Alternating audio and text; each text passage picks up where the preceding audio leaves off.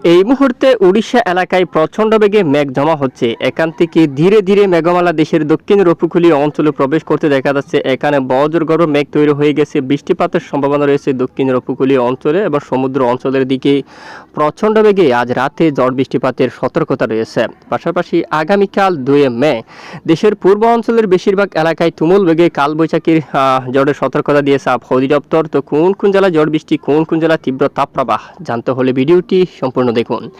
ভালো লাগলে লাইক করুন। সবার আগে গুরুত্বপূর্ণ আবহাওয়ার খবর পেতে চ্যানেলটি সাবস্ক্রাইব করে পাশের বেল বাটনে ক্লিক করে রাখুন। আর ভিডিওটি কোন জেলা থেকে সরাসরি দেখছেন কমেন্ট করে জানিয়ে দিন। সরাসরি আমরা এই মুহূর্তে স্যাটেলাইট ইমেজের উপর রয়েছি। এখানে ভারী মেঘ জমা হচ্ছে। এখান থেকে সমস্ত মেঘ ধীরে ধীরে পূর্ব দিকে আগাচ্ছে। হালদিবাড়ি থেকে শুরু করে সুন্দরবন এবং কলাপাড়া, এখানে খুলনা বরিশালের দক্ষিণের একদম উপকূলীয় অঞ্চলে মেঘলা আকাশ হতে পারে এবং রাতে চট্টগ্রাম বিভাগের উপর আকাশ মেঘাচ্ছন্ন হয়ে যাওয়ার সম্ভাবনা রয়েছে। এরপরে আমরা সরাসরি আপনাদেরকে নিয়ে যাচ্ছি আগামীকালের আবহাওয়ার আপডেটে। আগামীকাল বৃষ্টিপাতের সতর্কতা উঠে আসছে বেশ কিছু অঞ্চল জুড়ে। আমরা দেখি এই মুহূর্তে কী আপডেট রয়েছে দেখুন। সমুদ্র অঞ্চল থেকে ব্যাপক আকারে জলীয় বাতাস প্রবেশ করতে দেখা যাচ্ছে, যার জেরে কালবৈশাখী মেঘ তৈরি হওয়ার সম্ভাবনা, বিশেষ করে দেশের পূর্ব অঞ্চলে। এই মুহূর্তে ECMWF ইউরোপিয়ান মডেলের রিপোর্ট অনুযায়ী দেখা যাচ্ছে দেশের উত্তর পূর্ব মৌলভীবাজার, সিলেট, শিলচর এবং এর আশেপাশে অনেক এলাকায় বজ্রবিদ্যুৎ সহ ঝড় বৃষ্টিপাতের সম্ভাবনা রয়েছে।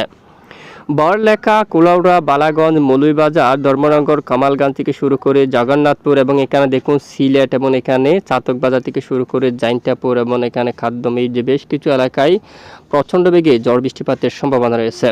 পাশাপাশি এদিকে দেখুন আপনারা কুমিল্লা থেকে শুরু করে এর আশেপাশে এলাকায়ও বজ্রগর্ভ মেঘ তৈরি হতে পারে এবং এখানে কিছু কিছু স্থানে প্রচণ্ড আকারে শিলাবৃষ্টিও হওয়ার সম্ভাবনা রয়েছে।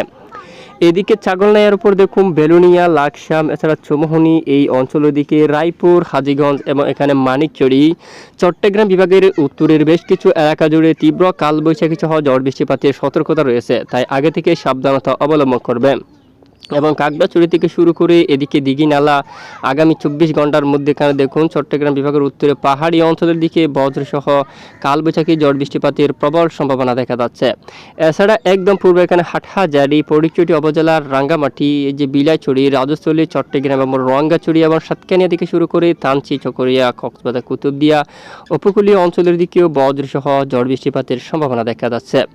তো অবশ্যই আগে থেকে সাবধানতা অবলম্বন করবে এবং আগামী 2 তারিখ এবং 3 তারিখ নাগাদ উপকূলীয় অঞ্চলের দিকে বজ্রসহ বৃষ্টিপাতের প্রবল সম্ভাবনা দেখা যাচ্ছে।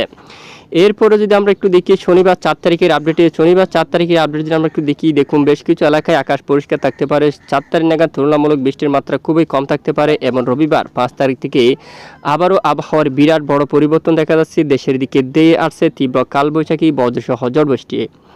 এখানে দেখা যাচ্ছে কুমিল্লা থেকে শুরু করে ফরিদগঞ্জ, ঢাকা বিভাগের একাধিক এলাকা জুড়ে, এছাড়া আগরতলা, ব্রাহ্মণবাড়িয়া, আমরাপুর, ত্রিপুরা এবং এদিকে সেনবাগ এবং ফটিকছড়ি উপজেলা থেকে শুরু করে খাগড়াছড়ি এবং মতিরহাট, এখানে অনেক অঞ্চলে তীব্র কালবৈশাখী সহ প্রচণ্ড আকারে ঝড় বৃষ্টিপাতের সম্ভাবনা রয়েছে। পশ্চিমবঙ্গ থেকে শুরু করে বাংলার পশ্চিমের বেশ কিছু এলাকায় তীব্র তাপপ্রবাহের সতর্কতা দিয়েছে আবহাওয়া অধিদপ্তর। এরই মাঝে আগামীকাল বৃহস্পতিবার 2 মে নাগাদ দেখা যাচ্ছে তাপমাত্রা থাকতে পারে পশ্চিমের অনেক এলাকায় 42 থেকে 43 ডিগ্রি সেলসিয়াসের ঘরে।